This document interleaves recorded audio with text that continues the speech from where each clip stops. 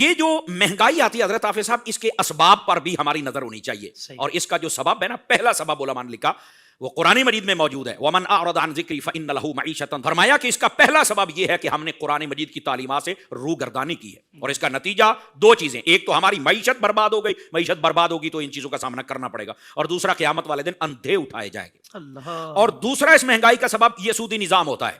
یہ اللہ رسول سے جنگ ہے، تو جن کی اللہ رسول سے جنگ ہو جائے وہ کیسے سکھ اور سکون اور عافیت اور راحت والے دن دیکھ سکتے ہیں. مہربانی فرمائیں جتنے بھی حکمران بالا سے لے کر نیچے والے لوگ سارے اس بات کو سمجھیں اور واقعتاً اپنے دل سے سوال کریں. آپ کا دل بہت بڑا مفتی ہے، آپ اس سے سوال کریں، اور اگر جواب آئے کہ ہم غلط کر رہے ہیں فوراً سے پہلے حکم جاری کر دیجئے، ورنہ جواب آپ کو دینا پڑے گا. ہم آپ کی خدمت میں یہ ریکویسٹ پیش کر رہے ہیں.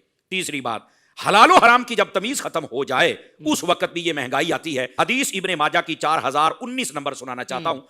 مفہوماً حضرت ابن عمر فرماتے ہیں آقا کریم علیہ السلام نے فرمایا 5 چیزوں میں جب تم مبتلا ہو جاؤ گے تو یہ چیزیں تمہیں دیکھنا پڑیں گی، اور ساتھ فرمایا میں اللہ سے پناہ مانگتا ہوں ان چیزوں میں مبتلا ہونے سے.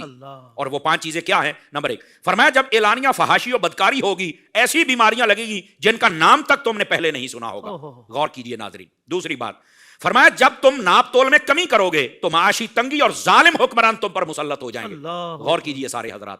تیسری بات فرمایا کہ جب تم زکوٰۃ ادا نہیں کرو گے تو فرمایا اللہ تعالیٰ تم پر بارش نہیں رحمت کی نازل فرمائے گا، اور اگر چوپائے نہ ہوتے تو ایک قطرہ بھی نہ ہوتا. یہ کسی اور کی وجہ سے بھی ہو رہی ہے.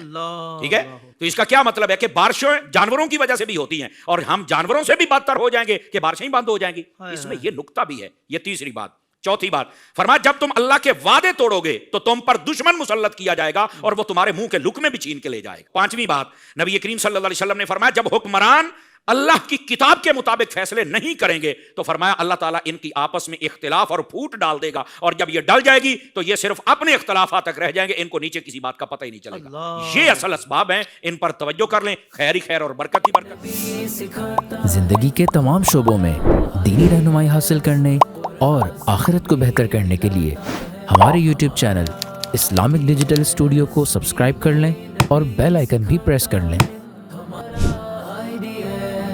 قرآن سے بھی ملاتا ہے ہمارا